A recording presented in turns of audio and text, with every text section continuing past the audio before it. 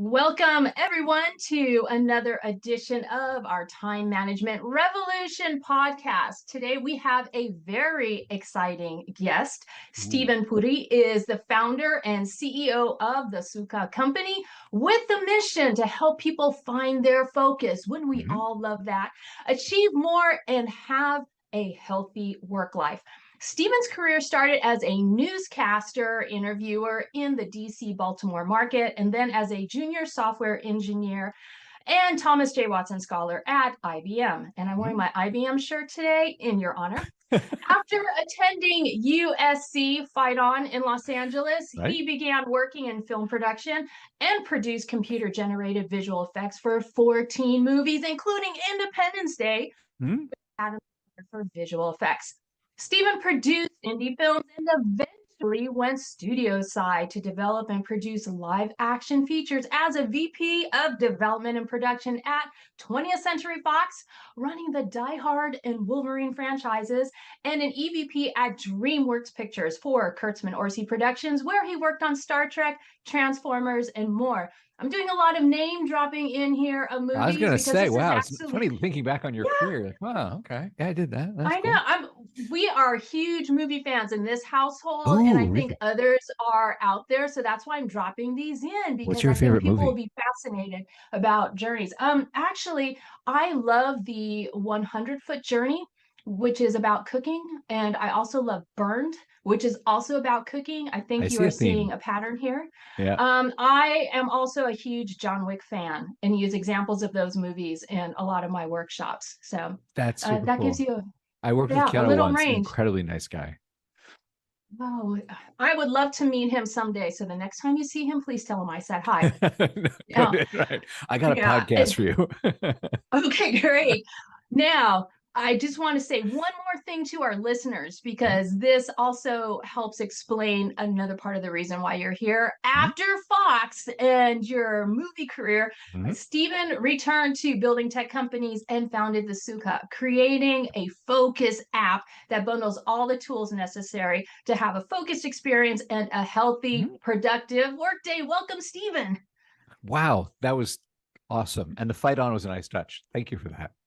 Oh, thank you. I know a few Trojan fans, hence my knowledge of the fight Can't on. wait to see what else Well, you drop in the next few minutes. This would be great. we'll see what happens, but let's start off with the most important question Mhm. that will be on some people's minds, and that is the movie Die Hard. Is it a Christmas movie or not? Okay, I will answer your question and I'll answer your deeper question. How's that? And I'll try and be Okay, that's concise, which great. is always a challenge, right? So it is a Christmas movie, period. I will tell you this. It is also, as you develop film and you work with hundreds of writers over your career, it is a story model that is so tight and so well done that it's quoted so many times. When people pitch you stuff, they're like, it's kind of like Die Hard, but in a podcast studio. It's like Die Hard on a plane because it expresses in a very concise way a really well executed kind of action thriller, right? So the longer answer to your question is, it's not really an action movie. And Wow. Christmas is a time to be with family, right? Mhm. Very much associated with like I go home to see my parents, my family's together, my kids come home, that sort of thing, right?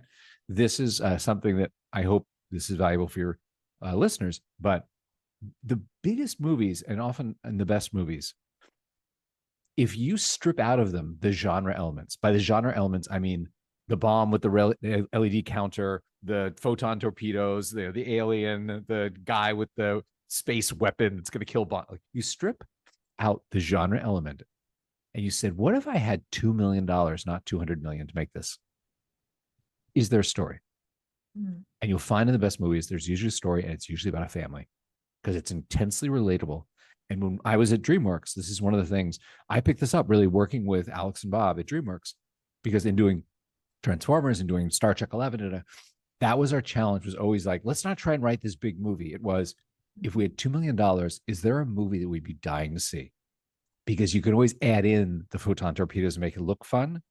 But if you start with photon torpedoes and work inward, it feels hollow. So Mhm. Die Hard is a story of a man who loses his wife.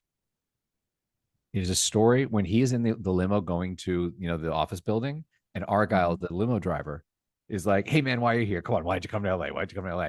And he basically tells you the entire core of the movie, organizing principle, where he's like, I'm a beat cop. I run around the streets of New York. I know how to run and kick and shoot. My wife left me for rich guys in a tall building, and I can't compete. And our guy was like, so you came out here to throw you over your shoulder and like drag her back to New York. Da, da, da. What is the end of the movie? Mm-hmm. He got the chance to win his wife back because suddenly in an action thriller, she needed a man who could run and kick and shoot. And she looked at him again and said, I want to be with you. And he throws her over his shoulder and walks out of the burning building. That is what it's about. It is a family movie, which Christmas is a great time to set a family movie. I was not expecting that answer, but I think there are a lot of writers out there who might want to listen to your advice about plot. So thank you so much. there's a freebie. Yes, for sharing that. So you have had such a varied career, starting back in your younger days. You're a newscaster, an interviewer, and then you're moving into the movie industry. And now you're in tech with an app. So did you envision, say 20, 25 years ago, that this is where you wanted to be? Or God, what no. was your journey like? My life, if someone were to write the story of my life, it would be called like a series of strange things that dropped in Steven's lap and he made the most of them.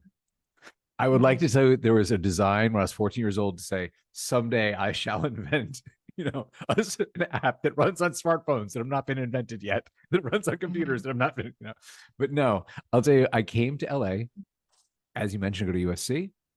I knew how to program. Both my parents were engineers. So my mom was a software engineer at IBM. She was a coder. She taught me how to code. So that was a skill when I was really young. When I came to LA, USC has arguably the best cinema TV school. So in my dorm, a lot of my buddies were trying to be filmmakers, trying to be writer, like that sort of. So I was not one, but I was sure hanging out at the lunch table with a bunch of friends who were talking about that. And I was completely lucky in that I was there in LA when film became digital. And in that little intersection of people who could talk film, because I had a lot of friends in film now, and could also talk to an engineer and be like, let's figure out how to do this technically. The fact that film, suddenly CG effects became a thing and like making movies in CG, I was very lucky to be there right when lightning struck and my career took off. So I did movies with a lot of directors that don't traditionally get thought of as effects directors, So yes, I did movies with Cameron and Fincher and Spielberg, but I also worked with Woody Allen and Jim Jarmusch and like some ones where they wanted their digital work to be invisible. They're like, I don't want anyone to even know that this was here, but it's easier for us to do it in the computer. So that was like this lucky thing. I went down that for a few years, sold that company, set up a company with Roland and Dean, the director and producer of Independence Day. We got along really well. We won the Academy Award for visual effects. Rising tide lifts all boats. Got very lucky with that, right? And sold that company. And then I was like, what do I want to do? I had a lot of friends in film. And I was like, why don't I go and see if try my hand at being a studio executive or producer? Worked really hard for like 10 years. Rose up as, executive vice president of DreamWorks, Curtis Morrissey, went, to Fox, the thing. And then had a moment where I was like, you know what? I'm not sure that, because I was working on Die Hard 5, I think at the time, and Wolverine 2, the Wolverine.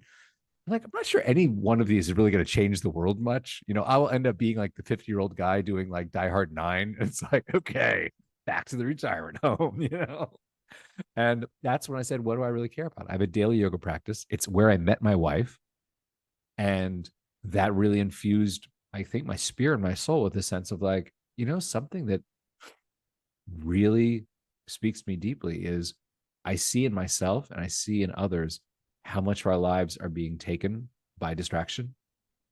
And if we're going to do something great, like I believe if not all of us, most of us have something great inside. We may not get it out in this lifetime. But even the joy of like working on a day-to-day basis and saying like, I feel good about what I do. I feel healthy. I feel like I'm in my lane doing something great. Even that daily journey is joy. And that's why I created Sukha. Sukha, as you know, the word is Sanskrit. You hear it a lot in yoga. And it's the sense of like self-fulfilled happiness. Like I'm doing what I'm meant to do. I'm good at it. And that's what I wanted to do is give people some tools that go, oh man, it makes it easier if I want that. So that's kind of my journey. And now I'm here. Thank you so much. Podcast with you. It's pretty incredible where life can take us, Mhm. and Yep. it is serendipity and also the choices that you make. And one of the reasons why I specifically asked that question of many people is because some folks out there think they need to have this exact plan and work on it for the next 10 years or Yeah. 20 years. And it's important to realize that it's great to plan, but also be open to what drops into your lap, because you never know what opportunities are going to be out there that will open other doors. So tell me more about Suka. What are you developing there? What have you developed already? What do you have?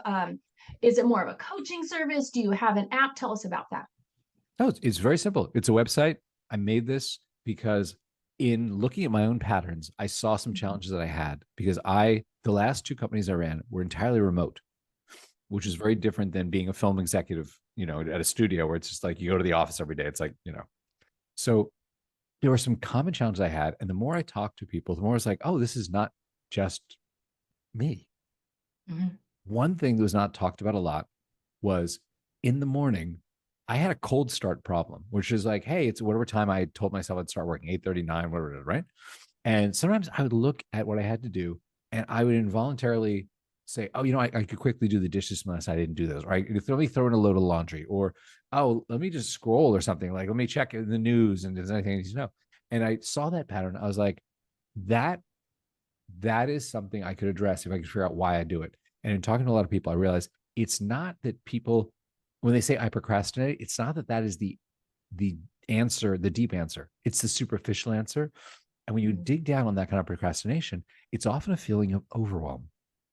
It is often, I realized myself, I would look at my to-do list. It was either too many items. I'm just like, oh my God, I'm not going to make it through this. I don't know where to begin.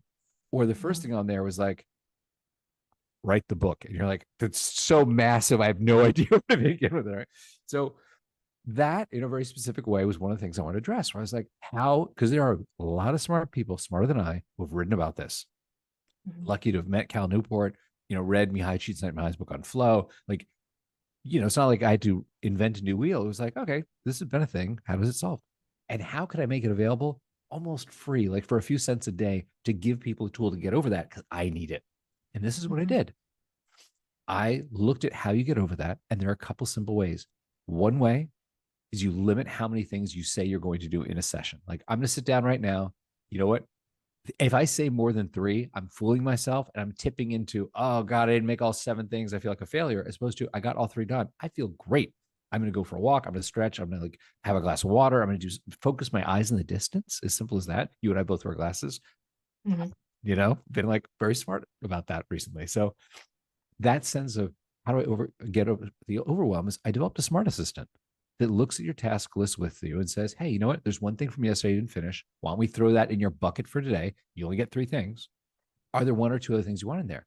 This creates that with you. So all visually you have as you're working is like, here's my active task. And here's one or two other things I can be working on in this session. And it makes it suddenly so much more like, I could totally get this done. And the smart assistant also starts to see your patterns and go, you know, Mhm. Helene, you're not going to write the book today. I've watched you write. You're a great writer, but how about we make something achievable in like 30 minutes or 45 minutes? How about outline chapter one? You want to do that? And then you're like, oh yeah, actually I had an idea on chapter one yesterday. I was driving. Let me do that. So that's an example of the kind of tool we built. And of course, we gave you all the tools that Mihai Csikszentmihalyi talks about getting into a flow state that I've seen work with tons of writers and creatives in film, having beautiful music, scientific best practices, 60 to 90 beats per minute, certain key signatures. We offer binaural beats if people have headphones like you do and they want to like have that 40 hertz, delta between Mhm. their ears. Mhm. So it gives you that and a lot of like task management stuff. It's a beautiful place where there's a community. You can talk to the Mhm. people who are working. Um, anyway, a long answer, but yeah. So that's what I built. I built a simple website that allows people to say, I want to spend 3 hours today doing this instead of six. Mhm. That is fantastic. And that complements so nicely of one of the components that I teach when we're getting into the nitty-gritty of daily planning, because of course there's a broader view of what exactly time management is, and we can get very Yep. philosophical and dive into neuroscience. But yeah, I talk about this monster to-do list and how it's overwhelming, Yep. exactly like you say, and to narrow it down to a 3+3, just choosing your top 3 priorities for that work session based on how much time you have. And then you've got a backup 3, because sometimes things go wrong. You don't get a piece of information that you need, and then you get really upset, and that just takes your brain off Yeah. track, and yeah, you So you just start hot swap in procrastinating. something. Oh, I can get this one done. Yeah, Yeah. Yeah. exactly. So I love the sound of this. So let's dive into a couple of things that you mentioned, and Mhm. one is the flow state. Can you tell us a little more about that and how it can help us? Yes. And I did not know what this was when I had experienced it. And only in reading and talking to people, I was like, oh, I should dig down on this. So let me say, anyone who doesn't know what the hell I'm talking about, I'll explain it right now, which is if you have ever experienced that thing where you are working, you might be like, for me, I first experienced it on a plane when there's no Wi Fi, and I had to do like a deck or something in Keynote. And I looked up when we were landing, and I'd lost track of time kind of. I'd been so deep in the work. I hadn't gotten up to go to the bathroom. I hadn't asked for water. I hadn't really done anything for the 2 or 3 hours from like Austin to LA. And and that sense of like you get into a deep state of concentration. This guy Mihai behind named it. Hungarian American, psychologist. He actually just died 2 years ago. But he said, you know what? I think we could break this down scientifically and look at the people that do this. And if you have experienced this, or if you've heard some of those great quotes, like Michael Jordan talking about at a certain point, he's just in the zone. It's me and the ball. He's like, I don't see defenders. I don't see the stands. I don't see the scoreboard. When I'm in the zone, it's just me and the ball. And that sense of like incredible focus. Or Mhm. there's a great quote by Picasso that I'm going to paraphrase where he's like, I stayed up all night and I didn't go to the bathroom and I forgot to eat last night. No, no, no. But he's like, but look, a Guernica. Like, what do you think? Do you like it? And to be in that state, I thought was incredibly cool. And when we were developing an early version of this, I just got married. As I mentioned, I met Laura in yoga. And we went on our honeymoon. And the honeymoon is fantastic because, everyone that works with me was like, don't bother Steven. He's on his honeymoon, leave him alone. Right. So it's incredibly quiet. So we got there. I said, Laura, I really want to name this company. And I was thinking maybe something to do is I'm so inside the bubble of what it is we do, what I'm trying to do, what the vision is. Do you mind if I just spend like 5-10 minutes talking to a couple of our power members in these early like alpha beta days? Right. And she's super cool. She's like, I'll go to the pool, go for it. So I spoke to a couple of them. And one guy said something to me, one of our members who's still a member. He said this, which in his own way was saying, it's like a flow state. You helped me get into a flow state because I talked for like 8 minutes. I asked him stupid questions, hey man, what features do you like? Do you like the music? Do you like the smart assistant? Do you like the way the tasks are arranged? Sort of thing. And at the end of 8 minutes, I was like, thank you so much for your time. I promise to only speak for 10 minutes. So I'm going to wrap up now. And he said, Stephen, you didn't ask me the right question. Okay. What's the right question? He's like, you should ask me why I pay you. And it's only $10 a month. It's like 50 cents a day or whatever. So I was like, 30 cents a day or something. So I was like, okay, why do you pay me? He said, I pay you because at 3 o'clock, I can be playing with my kids, or at 6 o'clock, I can say to myself, where did the day go? He said, I pay you. So at 3 o'clock, I'm in my kids' lives as a grown up.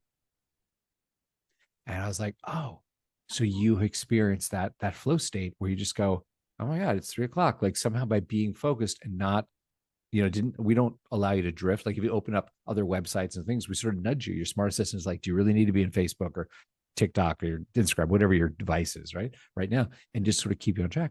So he's talking basically about a flow state. But again, like me in my early days, didn't know that term. But he's like, but I just look up and I'm done. And it's so amazing. My kids will never be 2 and 4. They were 2 and 4 at the time. Now they're 4 and 6, I guess. And I was like, Laura, I think I know what the company is about. I don't know the name yet. And she helped me name it. I was talking to her. I said this, and she's like, well, because we do yoga. She's like, that's kind of that concept of sukha, of just like he's in his lane. He feels really good because he feels self-fulfillment because he's doing anything he's meant to do. He's like executing his dharma. And Mhm. I decided to call it the happiness company. Nice. Yeah. Wow. Isn't it amazing? not only do opportunities fall into your lab, but these little pieces of knowledge, little Yeah. tidbits that other people share with you that you weren't expecting, and just Yeah. morphs into this wonderful creation. So you've talked about community and Mhm. specifically about talking to a member. What are some of the most common obstacles to healthy productivity that members tell you about? Oh, okay. It's a wonderful question. And by the way, you made a comment earlier about writers. Can I Mhm. talk about writing for a moment? Because it's very germane to my experience, right? So Yes. keep Uh-huh. keep in mind, for years I was living in West Hollywood, working either in Burbank, Universal City, or working in Culver City, right? So I lived very close to this coffee bean. It's famous as like a writer's coffee shop. It's right across Sunset, at the corner of Fairfax from the Directors Guild. And what was interesting about this, and this was the model in my head for what I wanted to offer people, the sense of community and research why this is powerful. But you walked into that coffee bean. If you were a writer with your little, MacBook under your arm, you sat down. It was not an incredibly social experience. Not everyone's running around to the next table being like, oh, Helene, what are you working on? Oh my God, that's so sad. It was not that. But you looked around, everyone was sitting there on their MacBooks writing. And in the corner, there was like, the old guy who's written like 4 studio movies last year and he's getting $1 million a script, but this is still his habit from when he was a young writer. And on your other side, you had 2 guys who just got off the bus from wherever and they're writing their first, great TV pilot that's going to change the world and be the next whatever, right? And it was a sense of community and a sense of energy in that room that I would go there. I was not a writer. I would go there as an executive just to read and be around that energy of all these people who are trying to write the next great thing. It Mhm. changed how I read, it changed how I worked. And I started to research this as I do. And there's a thing called social facilitation theory. And it is the measurable productivity boost you get when you can see someone working and you can be seen. And it's like that sense of like when I do yoga, I do a class because I could do yoga at home in my living room, but being in a class where there are 30 other people who are all trying to do something and exude a certain energy, it lifts me up. My practice is better. And that was something I wanted to build into the Sukha, the sense of if you want to participate in this, which you have to open a card to actually see it. So if you don't want to do it, there's a thing called the coffee shop. You can turn it over. There's everyone who's working right now in there. You can DM them if you want. They don't have to respond. A lot of people do. It's a really fun community. And people support each other and hold each other up. And like a week ago, Monday, this one member who's just finished his dissertation, he's a high school administrator in Missouri. He's been working nights and weekends to do his PhD in engineering. And he defended his dissertation last Monday. There was this outpouring of love and the thing going, you got it, man, you got this. And over the weekend, it was really fun to see all these people around the world that did not know him that were like, Roy, you got this. And when he came back online Tuesday morning, he's like, I've slept. I am now Dr. King. Like it was awesome to feel like that sense from him of like, you guys like filled me with energy. And he doesn't know any of them. But by Mm. doing that thing of working, that's almost like study hall in college. If you ever did that, that thing I found very important, very important. So to tie that back to your question about obstacles, one of the obstacles I find is that you can make excuses when you're alone. Mm. But when you're part of a group, the days you need to be held up, you need someone to like give you a little push. Come on, Helene, let's. And the days someone needs that from you, that's available.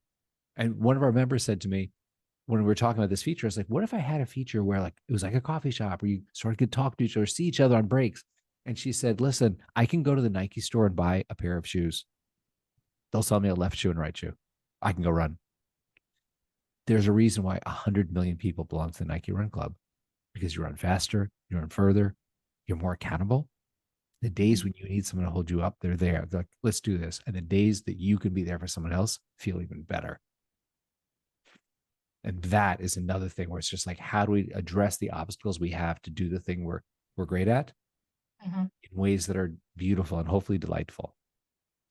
So Mm, nice. Wow. It's like the ultimate co-working space, the ultimate remote co-working yeah, kind of space. like that. Because in a lot of those co-working spaces, what you're missing is that community piece. Hmm. It's just people working around each other. So to have that community piece built into the coffee shop component, that is incredible. I'm loving the sound of this. Now, I know we touched on this a little bit as far as your journey through TVs and movies, but now I'd like to get a little more specific in that. How in the world do film and TV lessons help me find more time in my day? Okay, so I'm glad you asked that because I know our conversation began around that idea. And this is what I noticed after spending years working with writers and directors and creatives and making film, which again, it's not called show friendship, it's not called show art, it's called show business. So Mhm, you may be doing a creative art. Well, there's $150 million on the production budget and another 150 million on the prints and advertising and all that. Like mhm, there's a lot of scrutiny about this is a business for profit, right? So there's a lot of pressure to do something great in a structured way. Now, what is interesting is when I got back into tech, when I had that moment on like Die Hard 5 Wolverine, where I was like, is what I'm doing really meaningful? I don't know. And I was like, I want to go build things. Maybe it's a way smaller company. Maybe it'll fail. Like I had two failures. Two of my tech mhm, companies did not work. Learned a lot from them. But I was like, at least I'll have agency. And the ones that work, amazing. The ones that don't work, I hope I learned something.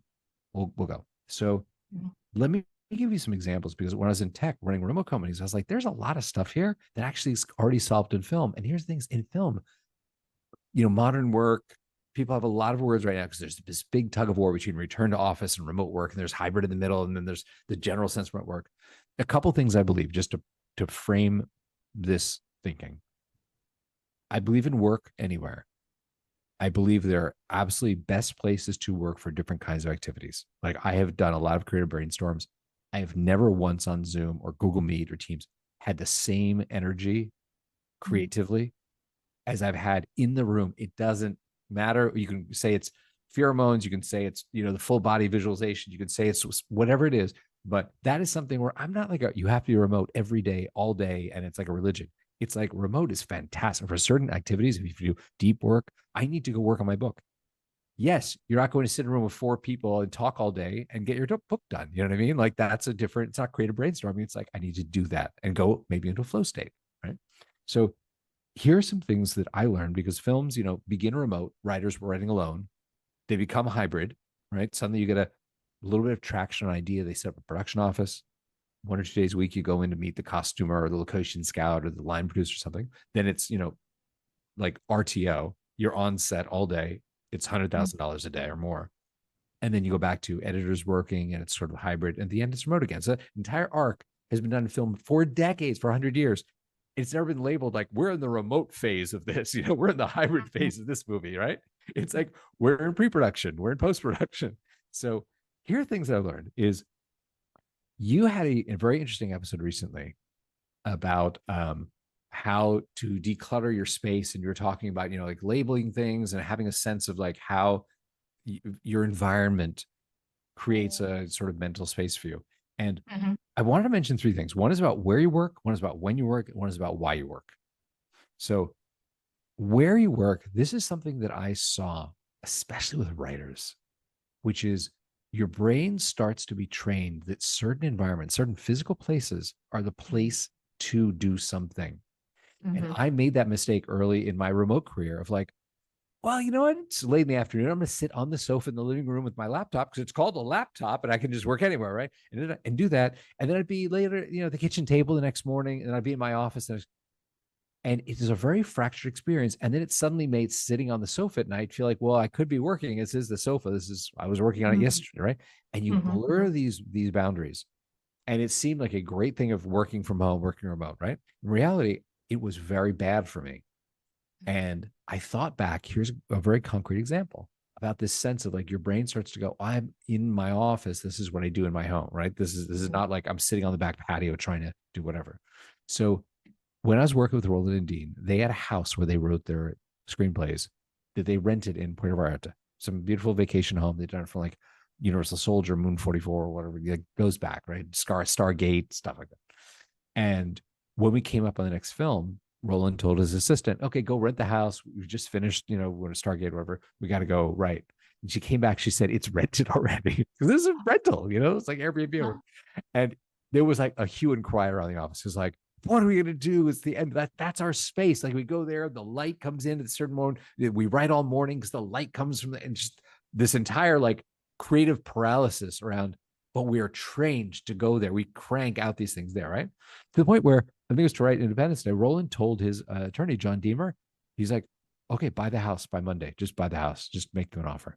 And he did, as he's a fantastic attorney. So whoever was renting it was gone. I don't know how much that cost, but I'll tell you, that was that important to them. Now, the other end of the spectrum, Alex and Bob, with whom we did Transformers 1 and 2, Star Trek 11, stuff, they had a very similar thing, but very different in that they had met in college and they were both scrappy, sort of like college students. So, Roland comes from basically the John Deere family of Germany, like a very large, wealthy manufacturing industrial family, right? Dean's father was Don Devlin, who made the Jack Nicholson movies, Witches v. Stwick, and right? So their memories of their early days were not scrappy. It was like, hey, we're kind of ballers already, right? Now, Alex and Bob, they would go when they were writing Transformers, they would go rent this hotel room at the Universal Hilton, which felt like a dorm room. It was not a beautiful experience. It was the Universal Hilton, but that was their thing because it made them feel like they were back in college and like we're gritty, going to do this thing, right? And that where I find to be very interesting because I don't view where as like I have to be remote. I have religion about I must be remote. I must be. So choose the right thing. You're doing deep work. Go do whatever you want. Go do it from your parents' house. Do it from Guatemala, wherever you want to go. But if you train your mind that this is where I do creative work or this is where I do deep work, that's really helpful. The when you work thing in terms of being like time sensitive is, I think there are two lessons that I can share somewhat succinctly, I hope, which is one is about chronotypes. And this is something that we do in Suko is we help you recognize like, hey man, in the mornings, you are indistractable. You are awesome. You should do this kind of deep work then, but maybe in the afternoons, it's when you're sort of all over the place. Do your Zoom meetings in the afternoon. Like start to learn your rhythm of the day. And, our smart assistant will help you with that, saying like, hey, tomorrow I see you've got this block in this window. You're really good at doing email, inbox 0 during that time. Why don't we block off this 30 minutes, just clean out your inbox, right? Very different than why don't you write your new blog or why don't you, come up with a new plan for your company, right? Don't do that in a 30-minute window in between Zooms. So knowing your chronotype and when you work best, and we help you optimize that. That's, I think, important. And I'll tell you, there's another film story about this, which is Ron Bass was a huge screenwriter. He, with his family, told them, I can't talk to you in the morning. When I get up, I will not say hello and I'll say good morning. He's like, I have to go to my office. By the way, he always had an office in his home. And he said, if I talk to you and we start doing that, hey, good morning, what do you want for breakfast? I can't hear the voices of my characters in my head. I can't write dialogue. And it was like, oh, that's really, again, that sensitivity about time going like, when I wake up, for some reason, my mind is so clear. I can hear my characters talking and I have to get it down. And he's like, after 3 hours of that, hey man, 10 a.m. I roll downstairs. I'm like, hey kids, what's up? Really interesting that he knew that about himself. And again, this is $1 million screenwriter. And the other concept about, when you work is really time boxing, which I know you've talked about. And it's funny because even if you don't time box, but there is a deadline, the deadline time boxes for you. So if you procrastinate, you're like, I have a week to do this, or I have 4 days to do this. And it's really an hour's worth of work. If you just wait until an hour before the deadline, in a sense, your procrastination has time boxed it for you. You're like, now there is an hour time box, right? So if you want to not be so passive in your time boxing, you can actually say, hey, I'd love to, it's about 30 minutes of work. Why don't I just get it done this morning, right? And do it.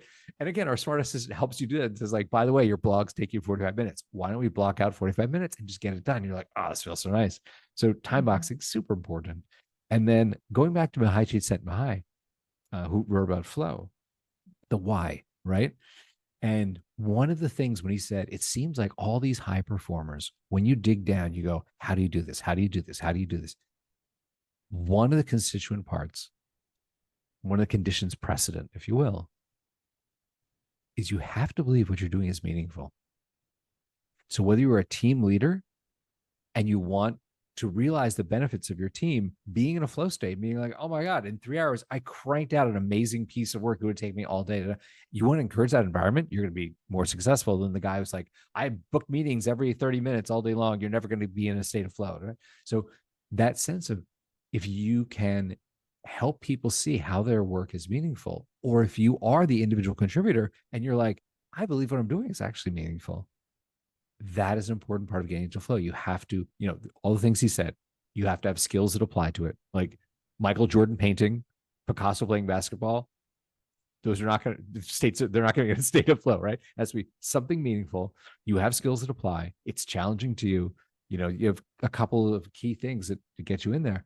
And if you as a leader or you as an IC or as a solo worker, as a designer at home or a writer or a blogger, if you can create those conditions for yourself, it's amazing the returns that you get. And that's really the core of why I do what I do. Is I experienced that after looking at my own procrastination, my own overwhelm, my own, and I was like, there are probably some fun tools, some delightful tools that'll be like my companion. And that's what we have. Which sounds fantastic. It's fun. And It's super fun. yes, oh my goodness, everything that you've talked about today is just absolutely fantastic. I love the examples. It helps us know that there are other people out there who have the same kind of challenges, but also that Successful people. Yes, successful people, and that also there are solutions that are relatively simple in the grand scheme of things, and when we are aware of them and when we implement them. And something like Suka is exactly what can help us implement these not so difficult solutions. So I love this. So And by the way, Stephen, let me just say this one thing, which is I'm very appreciative that you want to talk about what I do with my life, which is great, Suka. But there are some other fantastic applications out there that help. And there are also things that are not even an application. Like there's some just written day planners. So it is not that Suka is the end all be all. It's the thing that I dedicated myself to offer. But if it's not your jam, like look around, because there are other people who are dedicated to making beautiful tools to get into a flow state or to time box or to get, you've written so much about this. So I don't want to make it just about Suka, because there are a lot of smart people who are trying to solve this and are doing an amazing job. Yes. Well, we certainly understand your why. And it's wonderful to have people like you out there who want to bring us peace, because that's just so important to have that sense of peace and to have that sense of whatever our definition of balance is, because it just makes the world a better place to live in. It is true. And, this year I'm going to have a son, my first child. And I know that the sense of peace is going to end. All my friends who have children are like, let me prepare you for what that's going to be like, right? But that sense with, talking with Laura and just like making a decision to do this really pushed me to say, what is it I'm doing that actually helps the world in some way? Even if it's not incredibly lucrative, it's just something that I'm proud to go, hey man, I make this thing. Like what, you could be the guy who makes fantastic shoes for doctors so they can stand through a 10-hour surgery. And just be proud of it, going like, hey man, there are 100,000 doctors, surgeons around the world who stand in my shoes because it allows them to do these complicated surgeries that save people's lives. Like that's meaningful. That's what I aspire to. Yes. Oh, not making so shoes, lovely. But, Right. I'm not the guy to make your shoes. Well, Stephen, if somebody wants to connect with you, if they want to learn more about what you do, what's the best way to do that? Super easy. Number one, anyone who, if there's something that I said that they would like to pick up on, or they're having challenges, they want to talk about it, my email is very public. It is Stephen with a V at thesuka.co. So it's THESUKHA.co. You do not have to be interested in my platform. You don't have to want to become a member. You don't have to be a part of the community. If you're just like, hey man, I'm wrestling with this thing, can you point me to a good book or a good blog post or a good something to help? Reach out. To the extent that I have time, I am very happy, and I try and get to every email that I receive. So I'm happy to help in that regard. If there is anything about Suka that someone is like, oh, I want to do that free trial. Yeah, we have a free trial. Try it. If it helps you, it'd be great. It's of course at thesuka.co, the Suka company, THESUKHA.co, not COM, CO. And it's there. And there's a very simple website. It's just like, hey man, when you tried stuff and you're trying to do this, here's what we do.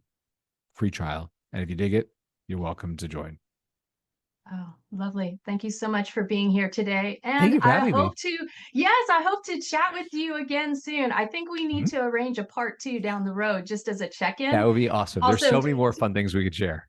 I know, exactly. And I really want to hear more stories. I love your storytelling that has a point, because not everybody tells a story with a point. So I appreciate I'm guilty of rambling stories sometimes. Ask my wife. She's like, Stephen, let's wrap it up. We're dessert's coming. Let's go. Nice. Well, thank you again and take care. Thank you for having me. Bye, everyone.